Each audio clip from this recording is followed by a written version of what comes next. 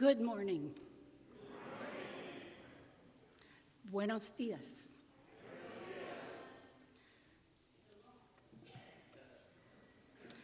To those here today and those watching virtually, good morning and buenos dias.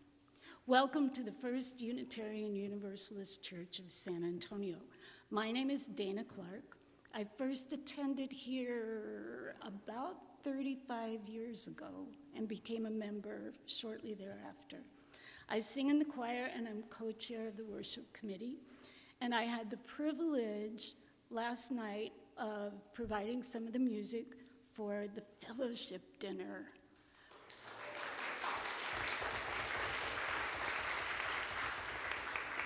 My partners in the music were Carlos Gonzalez, Brian Asher, and Thibaut Gonzalez, and we had a great time. Thanks for turning out for that. Thibaut will be drumming with the choir today and singing with the choir next week. This church is located on land that was once known as Yanaguana. It was in the care of the indigenous Coahuiltecan people. Now we call it San Antonio, Bexar County, Texas. Many indigenous people in the U.S. are still not recognized by our federal government, although they are vital contributors to our communities. Because we affirm the inherent worth and dignity of every person, and because we aspire to be a diverse, inclusive, and multicultural community of communities, we mention this as one small step toward change. At our church, we strive to enact a universal love that binds us in mutual care and affection, especially in our work for justice for all and for our planet. Our faith is all-inclusive, and all means all. It means you and me and everybody else. If you are new to us, please fill out a yellow visitor card. We want to follow up with you and get to know you. Wherever you are on your life's journey, we hope you will find your place here. And now we've come to the moment when we greet old friends and reach out to those we hope will be our new friends. So say hello, everybody.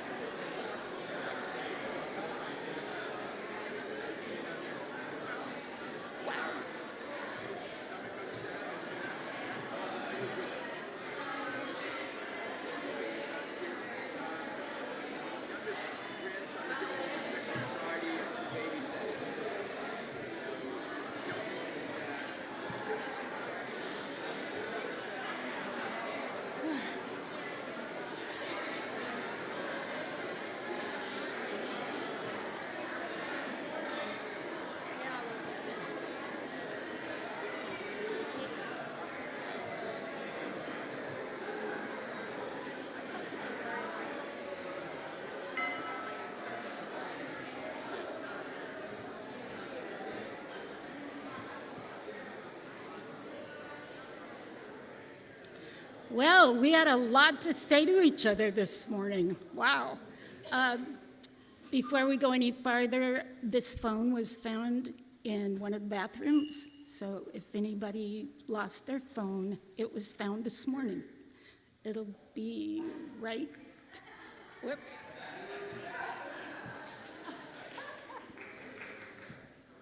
Everybody, Esperanza needs a round of applause for this.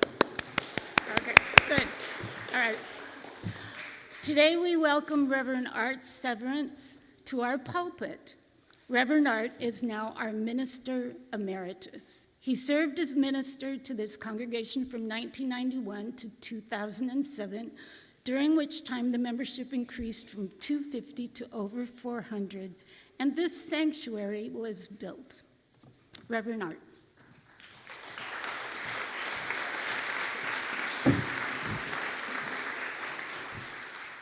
It's always good to be back here with y'all. I love this church, and it's the fellowship dinner was wonderful last night. Unfortunately, my wife is not feeling well this morning. I'm feeling well, so we had the same thing.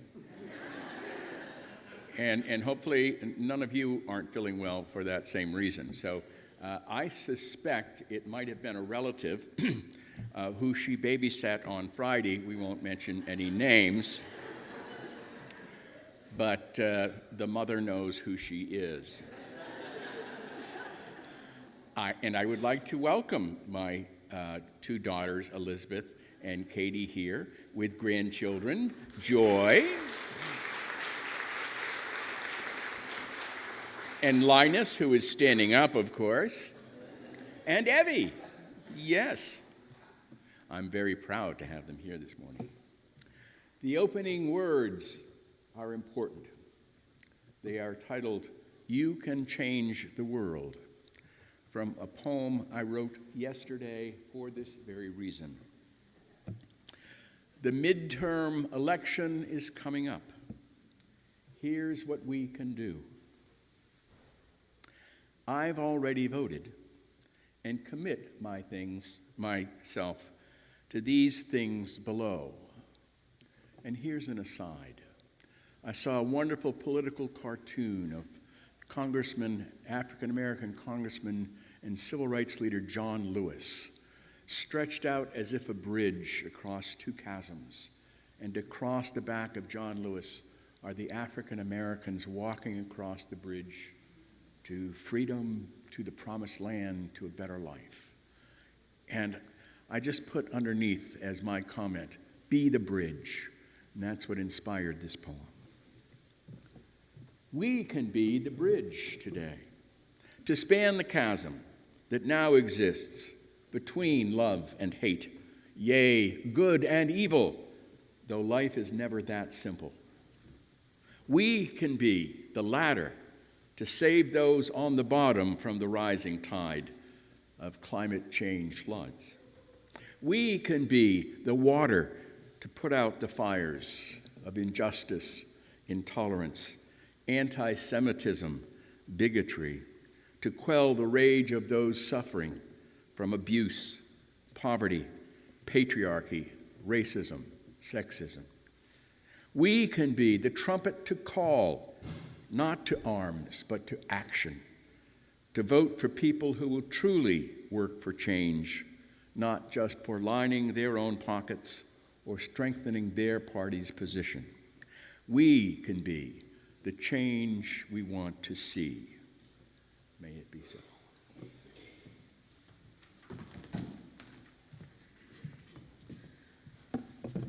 Poems are always best when they're fresh, right?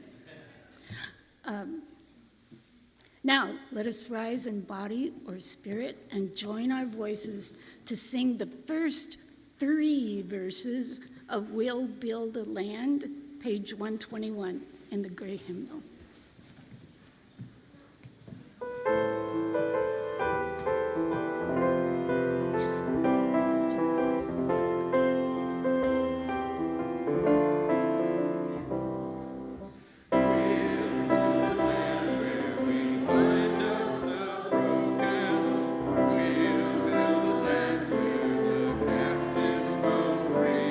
Where the oil of gladness is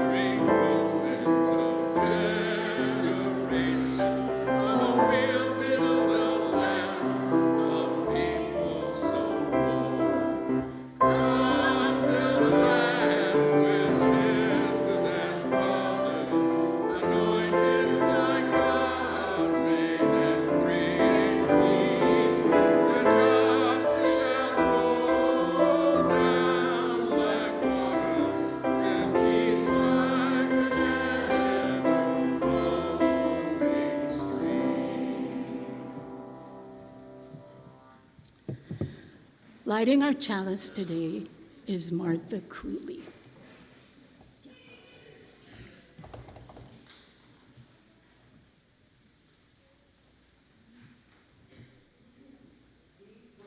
By Reverend Arch Severance, we light this candle for hope as well as for the possibility of change. We light this chalice for the blessed community we love, a community that works for change in the world and change in ourselves. Let us be the change we wish to be and we wish to see.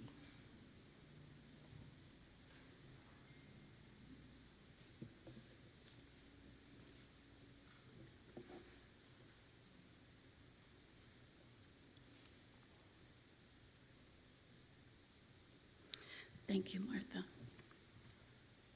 Each week, we affirm that we are called as Unitarian Universalists to build the beloved community where all are welcome as blessings. Let's recite our covenant that articulates our promises and binds us together. Love is the doctrine of this church. The quest of truth is its sacrament, and service is its prayer. To dwell together in peace, to serve in freedom, to serve humanity in fellowship, to the end that all souls shall grow into harmony with the divine. Thus do we covenant with each other. El amor es la doctrina de esta iglesia. Su sacramento es la búsqueda de la verdad y su oración es el servicio. Convivir en paz, buscar sabiduría en libertad, dar a la humanidad nuestro servicio fraternal, para que todas las almas crezcan en armonía con la divinidad. Así pactamos el uno con el otro.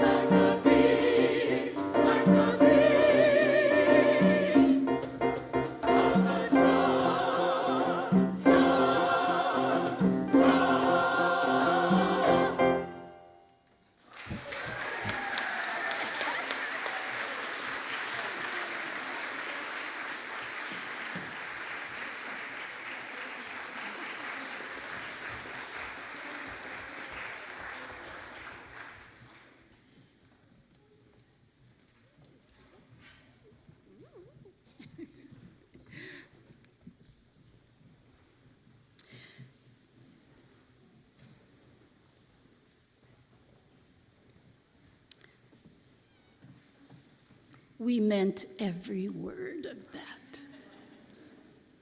It's time to share our joys and sorrows. This is the time when we discern what is uppermost in our hearts and minds, knowing that we can share these things in community, which connects us all, where we are encouraged towards spiritual growth, where our joys are amplified and our sorrows held in compassion. May we see each other more clearly and grow closer to each other every time we gather together. Now let us come forward down the side aisles to light our candles while Jaime plays our meditation music.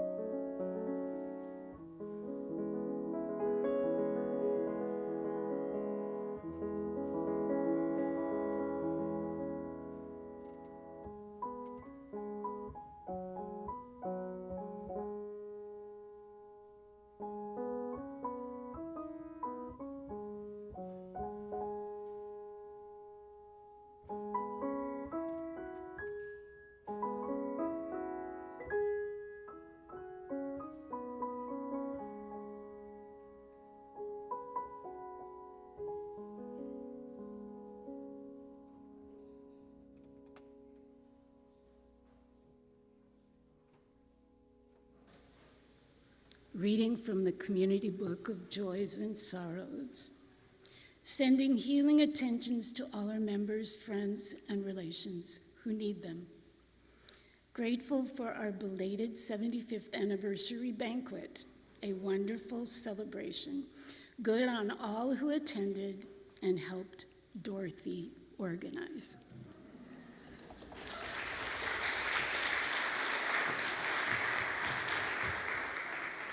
Unitarians are not known for having a good sense of rhythm, but you should have seen everybody pounding on the tables and dancing last night. It was amazing. Celebrating the marital union of Elizabeth and Adolfo this Friday, November 11th. More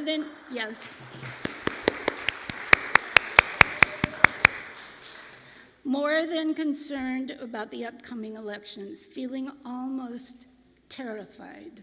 Never felt like this before. Me too. On Tuesday, I'll be the presiding judge at the Central Library polling place, Gail Reinhardt.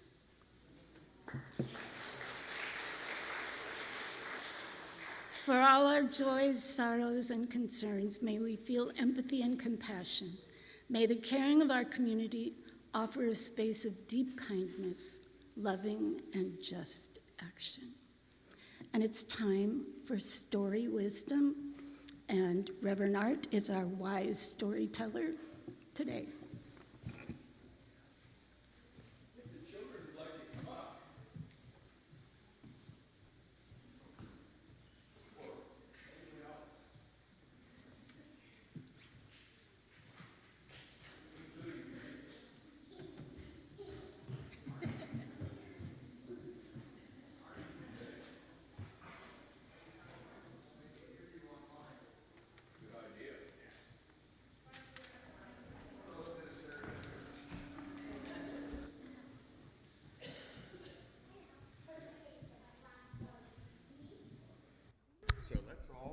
Let's all sit down.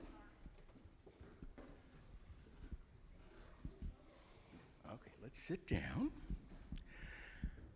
The title of this story is Gee Thanks. Now, sometimes when someone gives you something that, well, you're not really thankful for, what do you say? Gee, thanks. But you don't really mean it, do you? Well, I used to tell this story a long, long time ago when that person taking a picture right there, who is my daughter Elizabeth, she's the little one. That means she's the youngest. Katie back there is the middle. And Christina, who's not here, is the oldest. And I used to, let's not touch that. And I used to say, when they were little, this way: if I gave Christina a penny, Christina was about 10, for Thanksgiving, guess what she would say? Yeah, gee, thanks, a whole penny. And that's exactly how she'd say it, by the way, right, girls? Right. But if I gave Elizabeth, who was maybe 3, a penny, she'd say, oh, a whole penny? Gee, thanks. What a difference, huh? Well, when I was a little boy, and by the way, I was perfect as a child. And ask my wife, I still am. I lived in a very, very little town, and in the back of my house was a meadow, and there was a path in that meadow from my back house to a little store, so that when I was little, I was actually allowed to walk to the store all by myself. Well, I had to be about 5 by that time. I occasionally would walk it when I was 2, but that was called running away. But this is when I was about 5 or 6, okay? Because that little store had penny candy. Now, I don't know if you've ever seen penny candy, but that was candy you could, guess what, buy for a penny. Well, things like bubble gum, little things, little lollipops and that sort of thing. You could buy a whole candy bar for a nickel. Whoa! And if you had a quarter, you could get instant cavities. That's right. A quarter would buy you 1 cavity. So, I had an uncle that came to visit down from Canada. and he would always give us kids a quarter. Imagine what that meant for me, a quarter. I could either get 25 pieces of 1-cent candy or like candy bars, and that's what. So I said, gee, thanks, and I ran right up to that store. You can imagine. Well, think about all of those things that we're thankful for, and it depends on how old we are sometimes, doesn't it? And then I want you to think about people that you're thankful for. Now, usually we think of our parents, if we're lucky, don't we? And why do I say if we're lucky? Well, yeah, because sometimes your parents don't give you stuff. Now, is that true? No. Well, because sometimes people don't have parents. Yeah, imagine. There are people in this world who don't have parents. So next time you think your parents don't give you stuff, be thankful you have parents. Okay? You know, it's those types of things that you have to think about sometimes. Be thankful that you live in a place where you can go get candy. You know, there's a lot of people who have a lot less. And one of my stories I'm going to tell is about sometimes you think you have it terrible until you meet somebody who's got it worse. You know, I felt really bad about not having shoes till I saw someone that didn't have feet. Think about that. So sometimes on Thanksgiving, there's another way to think of it. The word thanks also means think. That's where the word thank comes from. It means think. So on Thanksgiving, I want you to think really hard about what it is you're thankful for. And then when you say, gee, thanks, I want you to mean it. All right? Thank you for coming up here and being a very good audience for my story. I love you. Bye. Let's sing them out.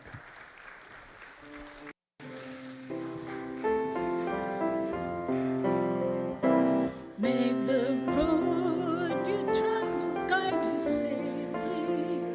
May a friend be always at your side. May the love you find here in this moment guide your way and fill you with delight. Que tu camino termine bien seguro. Que un amigo se quede a tu lado, que el amor que encuentras en este momento te guía, llena con placer. Our church has a larger purpose to support all of us in becoming more generous with our time, talent, and treasure, all in a context of trust. For those of you viewing online, we invite you to make a contribution on the website or on the link in the chat stream. Those of us in the sanctuary may contribute to our church in the baskets being passed by our ushers. Reverend Art. Remember, in this church, we welcome all denominations, 5s, 10s, 20s.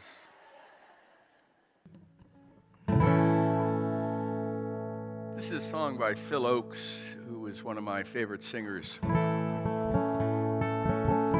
This is probably his only song that isn't a protest song. It's one of, I think, his most beautiful songs. The title, as you can see, is Changes. I think it's his only love song.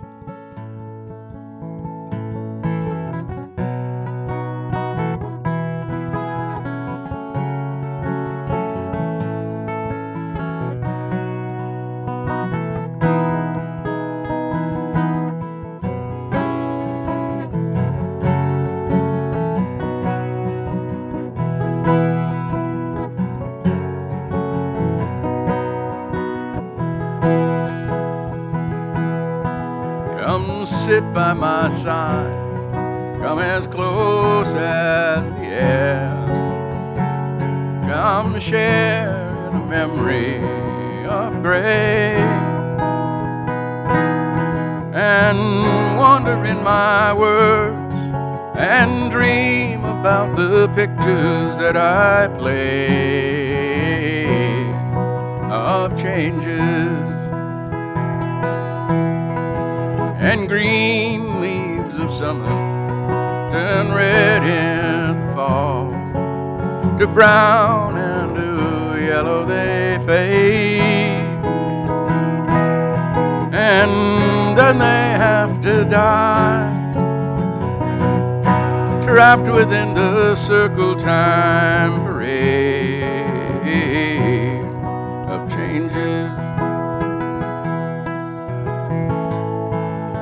Scenes of my young years were warm in my mind, visions of shadows that shine, till one day I returned and found that they were victims of vines of changes, and the world spinning madly, it drifts in the dark. It swings through a hollow haze. Oh, a race around the stars, a journey through the universe ablaze with changes and moments of magic will glow in the night. All fears of the forest are gone. Oh, but when the morning breaks, we're swept away by golden drops of dawn, of changes, and passions will part to a strange melody, as fires will sometimes burn cold, and like petals in the wind, we're puppets to those silver strings of soul, of changes, and your tears will be trembling. Now we're somewhere else. One last cup of wine we will pour, and I'll kiss you one more time and leave you on those rolling river shores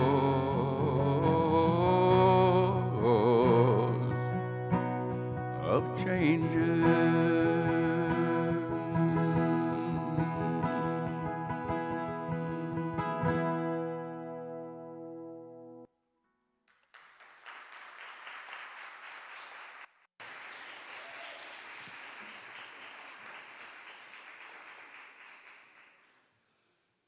We bless these offerings we've received for our church and its many ministries and activities. May our blessings be multiplied through sharing of them. Amen.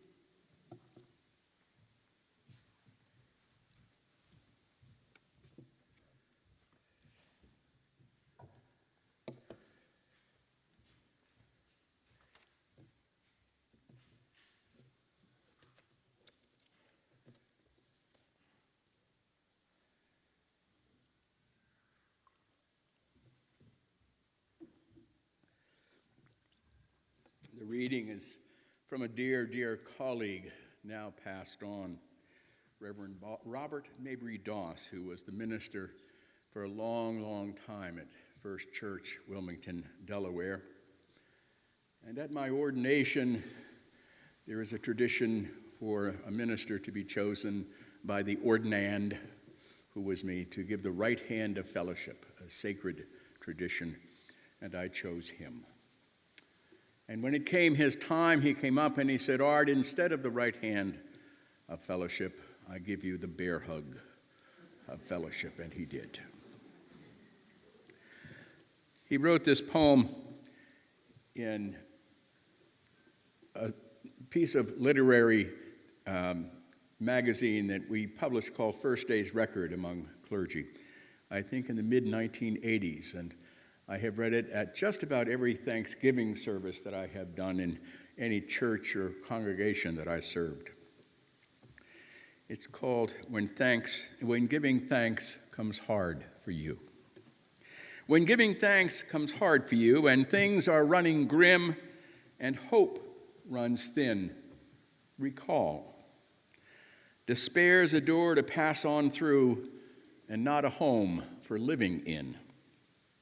When Thanksgiving fills your cup and those you love are all about, look at your blessings, count them up, and give back something to the world without. Go in peace, go for peace. For all who seek God, may God be with you. For all who embrace life, may life return your affection. For all who seek the right path, may a way be found and the courage to take it step by step.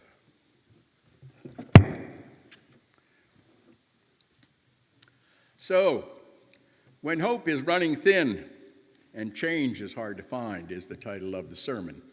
And now you know where it came from. Once upon a time in India, a Maharaja and his retinue of servants were traveling on a ship when a great storm arose. One of the servants began to cry out in fear. In fact, his crying was so long and annoying that everyone on the board began to plot against him. The Maharaja, indeed, was about just to throw him overboard, but instead went to his chief advisor, a great sage, who promised he could cure the man. The sage ordered the man thrown overboard. So they did. And then the moment the servant found himself in the sea, sure enough, he began to scream in real terror and thrashed about wildly, convinced he was now indeed going to drown. There was no doubt about it in his mind. But after a few minutes, the sage said, "Now, pull him back in." Once aboard again, he lay in its corner very quietly.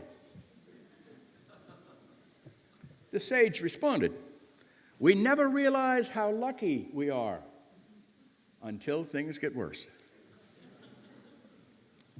So remember, we could live in Ukraine. Let that sink in for a minute. Think of yourself this very moment in Ukraine. Now come back here. Do you sense any difference in your sense of hope that you have now? We could live in Somalia. Have you been reading about the famine in Somalia, a drought that goes on for 5 years?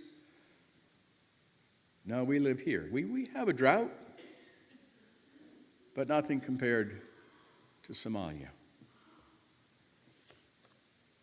As we get ready for midterm elections in a time of despair, Bob Doss's poem, "When Giving Thanks Come Hard for You and Things Are Running Grim and Hope Runs Thin, recall despair's a door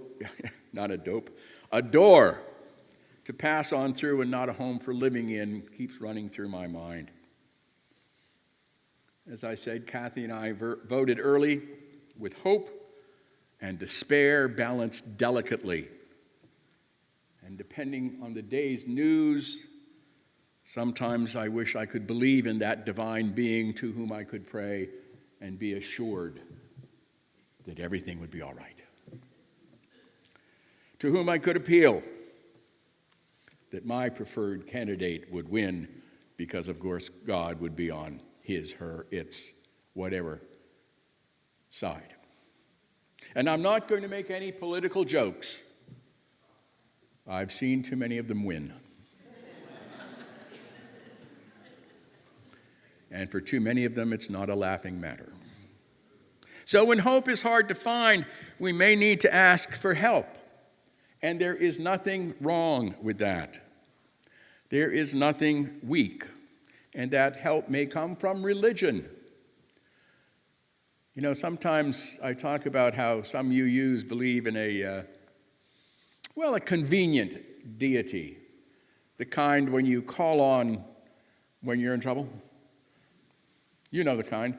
Dear God, I need your help just this once, and I promise. You know, those kinds. As Thanksgiving approaches, however, we may find that by searching, as I told the children, about what we are thankful for, may become that journey toward hope and, yes, even change in the world and in ourselves. When I became a UU mystical humanist minister way back in the 80s, I began to find my Holy Scripture no longer necessarily between the pages of what is called the Bible. Although if we had time for another sermon, I would tell you why the Bible is not really the Bible. There's no such thing. There's a Jewish Bible. Jewish Bible doesn't have, of course, the New Testament in it for some reason. So ponder that one. No, what I found was the writings by a lot of my colleagues, for instance, who are wonderful writers, became much more inspirational to me, like that poem I read to you. Or other great poets. Think of Mary Oliver, for instance. And this one I want to share with you by a colleague, Max Coots, who started out as an old Universalist. The Universalists tended to be very Christian longer, very spiritual longer. And he was much longer. He was the minister again for many years in Canton, New York, in this poem called Let Us Give Thanks. Let us give thanks for a bounty of people, for children who are our second planting, and though they grow like weeds and the wind too soon blows them away, may they forgive us our cultivation and fondly remember where their roots are. Let us give thanks for generous friends with hearts as big as Hubbard's, those are squashes, and smiles as bright as their blossoms, for feisty friends as tart as apples, for continuous friends who, like scallions and cucumbers, keep reminding us that we've had them. For crotchety friends, as sour as rhubarb and as destructible. For handsome friends, who are as gorgeous as eggplants and as elegant as a row of corn, and the others as plain as potatoes and just as good for you. For funny friends, who are as silly as Brussels sprouts and as amusing as Jerusalem artichokes. And serious friends, as complex as cauliflower and as intricate as onions.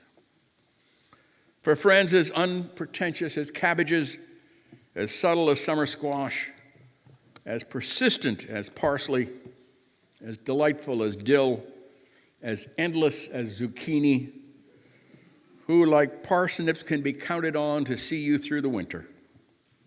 For old friends nodding like sunflowers in the evening time, and young friends coming on as fast as radishes. For loving friends who wind around us like tendrils and hold us, despite our blights, wilts, and witherings. And finally, for those friends now gone, like gardens past that have been harvested, and who fed us in their times that we might have life thereafter. For all these, we give thanks. Well, ever thought about being thankful for your problems? My senior year in college, I was on track. I was going to be a United Church of Christ minister. I had been accepted to the seminary of my choice early, and then got caught with my girlfriend in my dorm room in a conservative college where you're not supposed to do that. I got suspended for the last semester of my senior year. That was supposed to teach me a lesson. Me, who was getting ready to go to seminary. I'm not quite sure what lesson that was supposed to teach me, but you know how it is. I had to wait then a whole year to come back so I could take those courses that I needed to take in the last semester of my senior year. Seminary was very good. They knew I was Unitarian, or they knew I was UCC and going to be a minister. They said, well, we'll wait for you. But by the time that year was up, I had decided I didn't want to be a United Church of Christ minister anymore. I realized I was too liberal for the United Church of Christ. I had really lost my traditional literal faith and didn't really know what I wanted to do. But that wasn't even the most important part, because I could have gone to seminary, I would have met Unitarians, and I might have ended up a Unitarian minister or Unitarian Universalist, I don't know. Or I might have just done something else. But the important part was that I was invited to a friend's wedding that lived near my roommate, and so I called my roommate and I said, I'm coming down to this wedding, could I spend the night with you? And he was married, and so he said, yeah, sure, come on down. So I came down and spent the night with my roommate and his wife in their apartment, and they had as a guest the teacher that taught with my roommate, who, as it turned out, was very pretty. And we started going out and eventually married. And these two here that are here with you wouldn't be here if I hadn't met that woman and married her 49 years ago. All because I got kicked out of school. You know, I'm so thankful for that problem. Let me share another story. Former newscaster Dan Rather, and probably anybody under 40 doesn't remember him. Famous news person, and of course a former Texan, which makes him even more important to this story. He wanted to go to Sam Houston State Teachers College because he thought he wanted to be a school teacher. Then he would have been real famous. But since there was a little money in the family, he had to go, and he decided he would try a football scholarship. So he went out for the football team, but he wasn't very big. Got bumped around a lot. Finally, the coach came up to him, put his arm around him, and said, son, I watched you out there the whole time today, and I want to tell you something. And I hope it'll stay with you the rest of your life. Because if it does, it'll be of no small value to you. He said, you're little. He paused for a moment and he said one more thing, and you're yellow. Well, of course, he kicked him off the team. And Rather looks back and sees this as an influential moment in his life. He says, by cutting me off by that so-called scholarship, Coach had crushed my dream, eliminated my chance at athletic dorm housing, and I might have been driven out of college altogether. As it turned out, however, he'd done me a favor, an immeasurable service, because to stay in school, I latched on to an apprentice sportscaster's spot at a little radio station, and my obsession with football abated sufficiently so I could shift my attention to where they would do me the most good for the long run, my journalism courses. End quote. Problems become opportunities. In 1994, wasn't that just a few years ago? Why did the 90s sound like they were just a few years ago? I attended a startup seminar of new ministers in Boston, Massachusetts, what we call Mecca. And I met the minister who became the minister of the Pilgrim Church in Plymouth, Massachusetts. And just a bell rang, and I wrote to him. And I was minister here at the time, and so I asked him if he would send an official greeting from the Pilgrim Church to the Alamo Church. Well, I didn't say exactly that, but I said to the church of the city, of the Alamo. And I would read it every Thanksgiving as the proclamation from the Pilgrim Church. And of course, as later years went on, they started realizing that they needed to include the indigenous people of Plymouth for obvious reasons as well, and they did. And we do now in our beginnings of every service. But this is the letter that he wrote to me, including the letterhead, and the dates always just knock me out. First Parish Church in Plymouth, Unitarian Universalist, founded by the Pilgrims, gathered at Scrooby, England first in 1606. Compacted on the Mayflower, 1620, Town Square, Plymouth, Massachusetts. Reverend Michael R. LeDuc, minister, November 16th, 1994.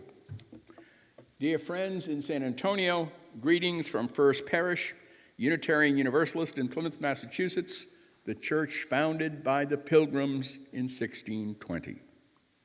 Here in Plymouth, we are alive with the history of our forebears and the spirit of that first Thanksgiving of 373 years ago. We are reminded of the sacrifices, the struggles, and the toil and the difficult service times had by those first settlers seeking freedom to practice their faith as their consciences dictated. We are ever aware of how these people were fleeing from persecution and the intolerance of state-mandated religion. The spirit of those pilgrims is ever alive for those of us who have chosen the path of seeking truth wherever it may be found and striving for an interpretation of religion that shall be in harmony with modern knowledge while satisfying the spiritual and intellectual craving of today's people. At this time of Thanksgiving, may we ever be grateful for this liberal heritage handed down to us by that small band of tolerant and faithful people. Again, greetings to fellow pilgrims and pioneers. May we be together in understanding the nature of ever-unfolding revelation as expressed in the farewell admonition of John Robinson, the spiritual leader in Europe of the Pilgrims, who said, "The Lord hath more truth and light yet to break forth out of his holy world," end quote, holy word, end quote. May all your Thanksgivings be celebration of the abundance, joy, and love. Happy Thanksgiving, Michael R. LeDuc. Imagine, the Pilgrim Church wasn't founded as a Unitarian church, mind you, but it became one in the 1800s. That's how far, you see, our heritage goes back in this country. It goes back further in other countries. Let me share a recent poem I wrote for a workshop taught by one of my colleagues, a Unitarian Universalist minister who lives in Plymouth, coincidentally. Because, again, it's the idea of thinking about the past and the thanks. It's called Holidays 1950s Something. I look back on childhoods now, childhood holidays.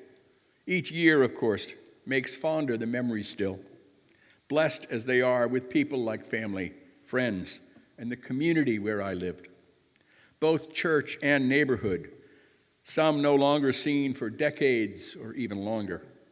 But the heart's memory seems to ache all the more for the time past. Oh, I have the photographs, those black and white Kodak moments, valued now so highly that we always list them as the first things after our pets that we'd retrieve in case of fire, flood, or tornado. But I think especially of family gatherings at Nana Johnson's Bristol, New Hampshire hillside home, across from the old firehouse, where the two grandmothers, the two grandfathers having died before I was born, the four aunts and uncles, mom's sister and brother with spouses, the three cousins, and my three siblings and parents would gather. When my parents had the twins, my younger brother and sister, we started to outgrow Nana's house, as well as our own. And when my father got the new job, my family moved to a larger house in a larger town, and we would only get together on Christmas night. Those holiday times were so magical, so special in my childhood memoir mind. And was it just that I was so blessed with a mother who made them so, or did I somehow mythically connect to the spirit of the holy days that was the origin of all holidays? I'll have to admit that the bribes of candy, food, and gifts helped a bit. And I usually liked the church parts, but I think the core element was human.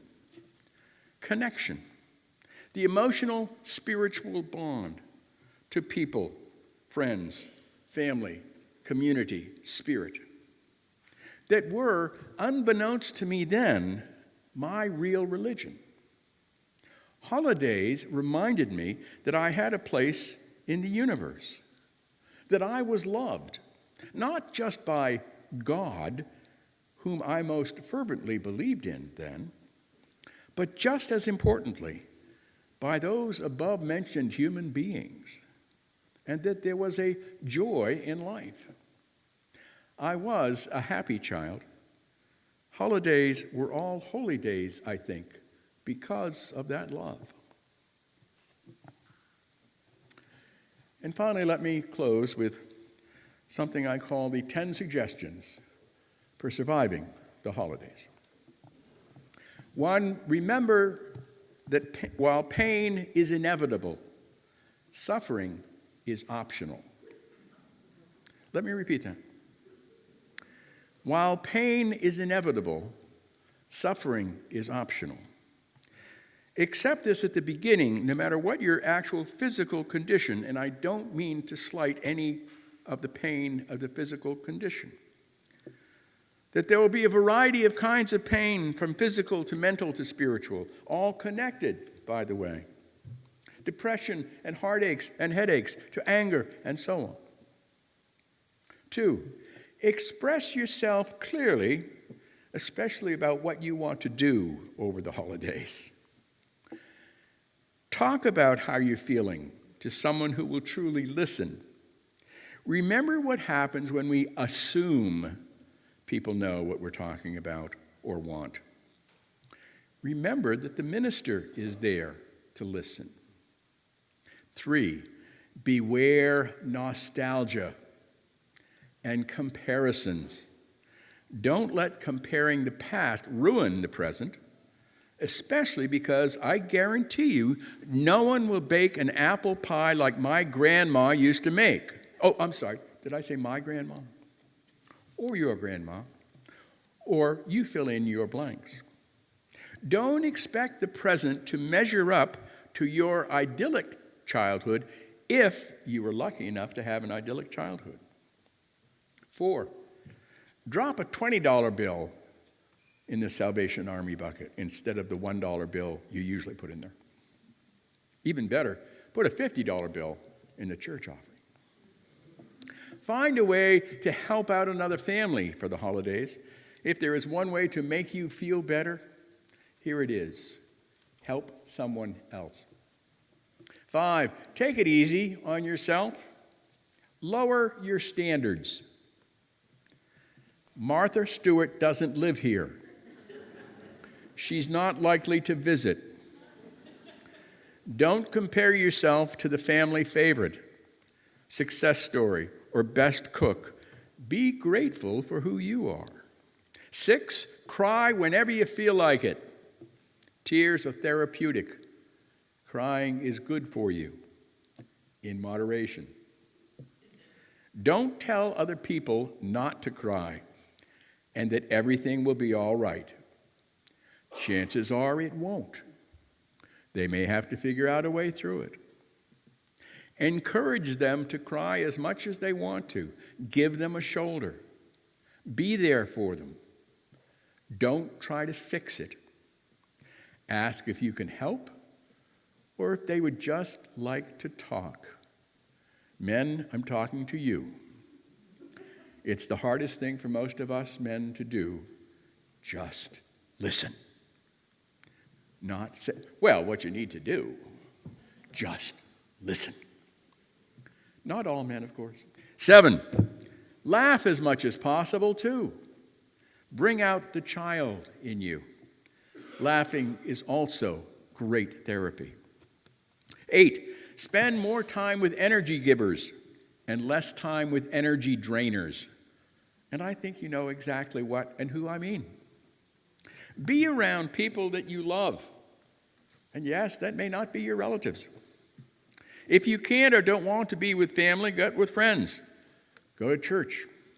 Volunteer somewhere. But be around with people who lift your spirits. 9, reach out and touch someone. Remember that old ad? And be touched. We need the human touch. We need to be hugged and touched on a regular basis. We've all heard those stories about babies who weren't. 10, go to church or a spiritual place for you. Cultivate your religious/spiritual dimension in community with others and that sense of the divine or the spiritual or however you define it. Don't try to theologically analyze the upcoming Christmas carols. Don't fight them. Pretend they're all in Latin. Sing with gusto. Remember these things. And I sent these words for the chalice lighter. We light this chalice for hope, as well as possibility for change, for the love of the blessed community, the beloved community that we make when we work for change in the world and in ourselves. So make this holiday season something that may bring you joy, but if it doesn't, may you find a way to bring joy to the season. All my love. Peace. Amen. Shalom, which is peace in Hebrew. Assalamu alaikum, which is may peace be upon you in Arabic. Abrados a todos, which is hugs all around in Spanish.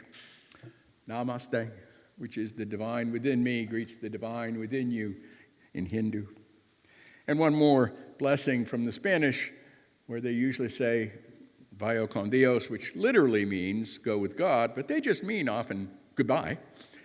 I added just the word your, which is su, so it's vaya con su Dios, which means go with your idea of God. But if you try it to a Spanish speaker, they will often correct you, thinking that you don't know how to say it. It's kind of like saying, good you're by. Because I tried it when I was in Mexico. Vaya con su Dios. Like, no, vaya con Dios. Anyway, vaya con su Dios. Blessed be, may it be so. Thank you.